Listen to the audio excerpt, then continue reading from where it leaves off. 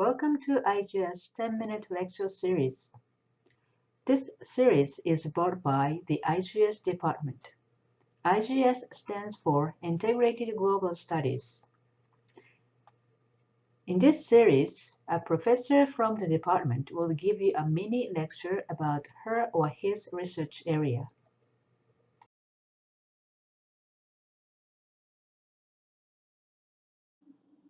Hello everyone, my name is Makoto Nishi and I teach Cultural Anthropology at IGS Hiroshima University.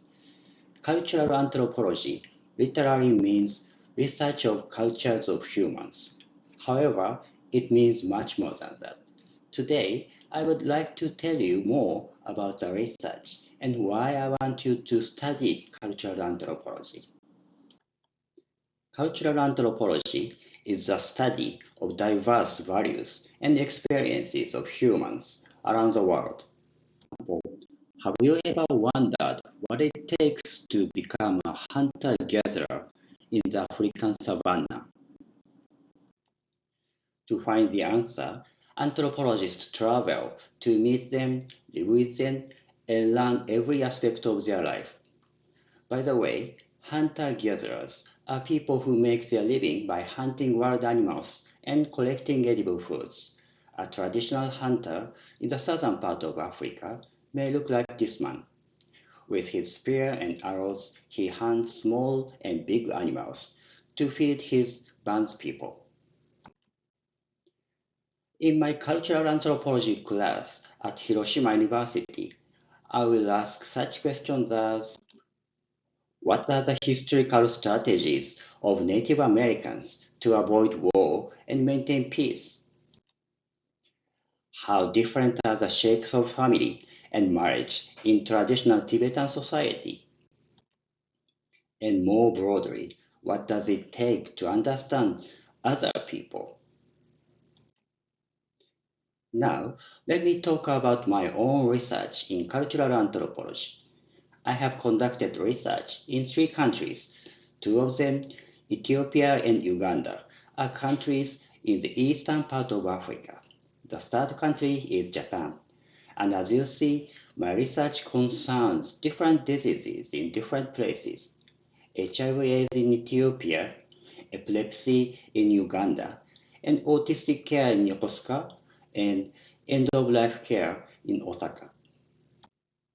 This is because my research concerns the health and illness of the people. To be more precise, I study how the experiences of diseases are shaped in different parts of the world. As I said, one of my research fields is HIV/AIDS in Ethiopia. Now let me tell you what HIV and AIDS are and how the disease has affected some individuals in the country.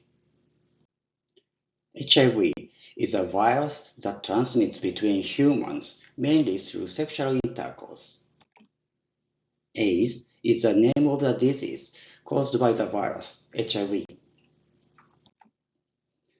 Those who contract HIV will develop AIDS and die within several years unless they receive medical treatment. The woman in the photograph is Gabri, who lives in a small town in the southern part of Ethiopia. My conversation with Masrat started in 2007, 7 years after she contracted HIV. Masrat was born in a village in the southern part of Ethiopia. She lost her husband to AIDS in 2000 and was diagnosed as having HIV herself. Masrat was so desperate at that time because she thought she was the only one with the disease.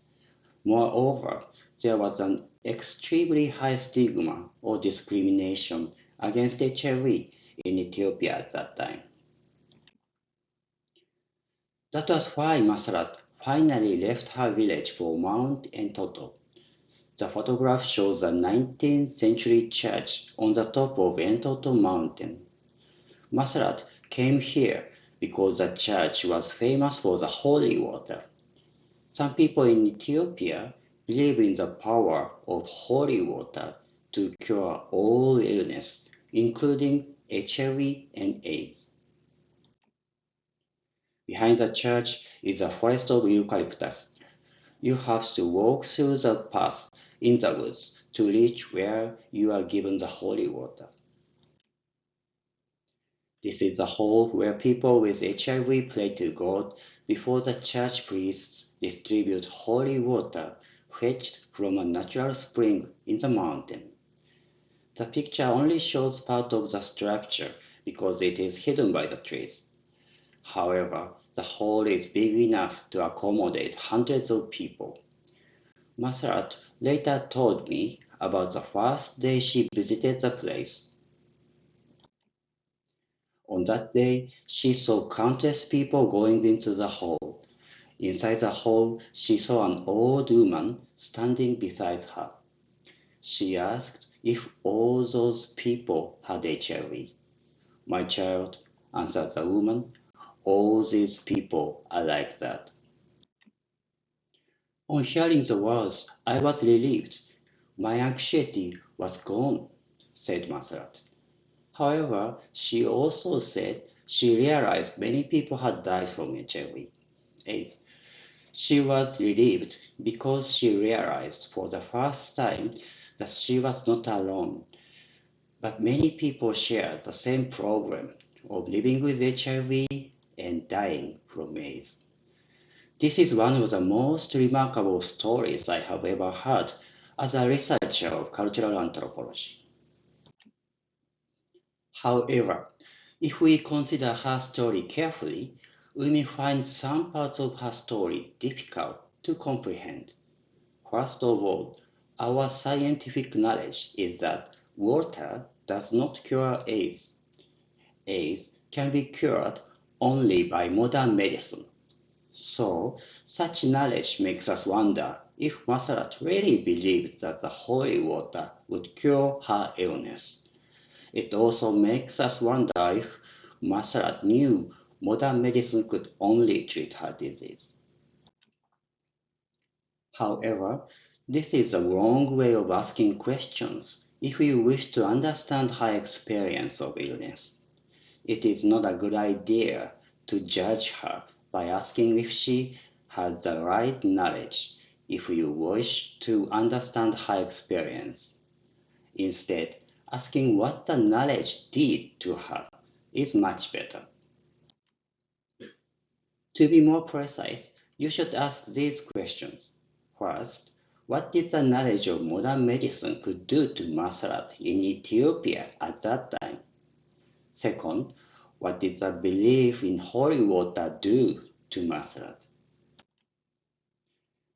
The answer to the first question is that she could expect nothing from modern medicine when she contracted HIV. The drugs to treat HIV costed as much as 1 million yen per year. Most Africans could not pay for such expensive drugs, even if they knew this was the only way to save their lives. The answer to the second question is that it significantly changed the lives of Masarat and the people around her. Because at the sight of the holy water, she met many people like her and she realized that they could help each other. After living in Toto Mountain, she returned to her hometown and established a small association of people with HIV. She helped many other people like her to improve their condition of life. Later, when HIV drugs became available to Ethiopian people, she helped others to receive modern treatment. So, I hope you now have a better picture of cultural anthropology. I want you to join IGS and study cultural anthropology because, as I said, it helps you understand other people's values and experiences before judging them. And of course, it is very important to understand people from different cultural backgrounds in today's globalizing world. Well, that is all for now. Hope I see you in my class at Hiroshima University soon. Goodbye for now.